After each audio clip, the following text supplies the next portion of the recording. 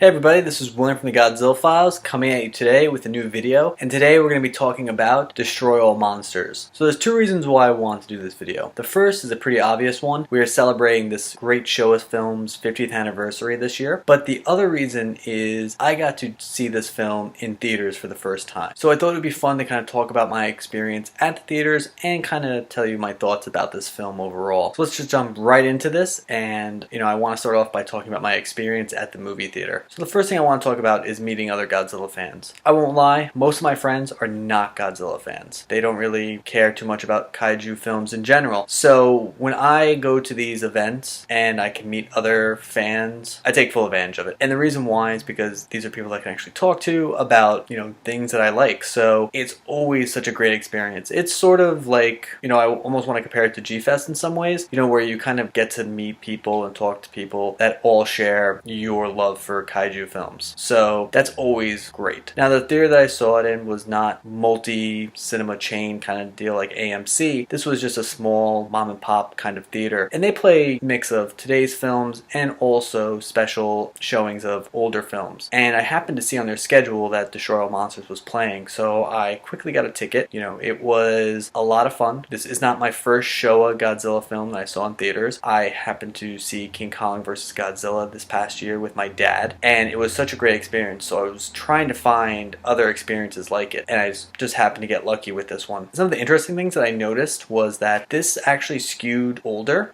King Kong vs. Godzilla had a mix of adults and kids. This was mostly adults, which kind of makes sense because this is a little bit more of a serious tone when comparing the two films. Now, it is a Showa film. It's not as serious as 1954, but there is a little bit more seriousness to this film. Overall, I think everyone had a great time. The fans in the theater really got a kick of watching such a classic film in theaters for the first time. And, the screening was great. I can't say enough. This theater, even though it is small, has great screens, good seats, everything along those lines. So definitely a blast. I can't say enough. If you can actually go see a classic Godzilla film in theaters, you should really try to take advantage of that. I know that's very difficult sometimes, but I would strongly recommend doing it. Alright, so my thoughts on Destroy All Monsters as a film itself. Overall, it is a very good film. It is the film that brings all the kaijus together in one great spectacle. But it does not mean it doesn't have its issues. I think a lot of people, myself included, when I first saw this, thought this was going to be some giant monster battle from start to finish. And that is just not the case. There are monster action scenes in this film, especially in the beginning, some in the middle, and then mostly at the end. But this is really a character-driven story. And, the characters overall are pretty good, but they kind of fall into those tropes that you're kind of used to seeing in the Toho films, along with just sci-fi films in general. The special effects are very well done. Coming from back-to-back films on an island, which are not the best when it comes to certain things, this really felt like they had a bigger budget. They could really do more with it, and it's very exciting. It's a great return to form, in my opinion. You really could look at this and say, okay, this can really take place right after Monster Zero.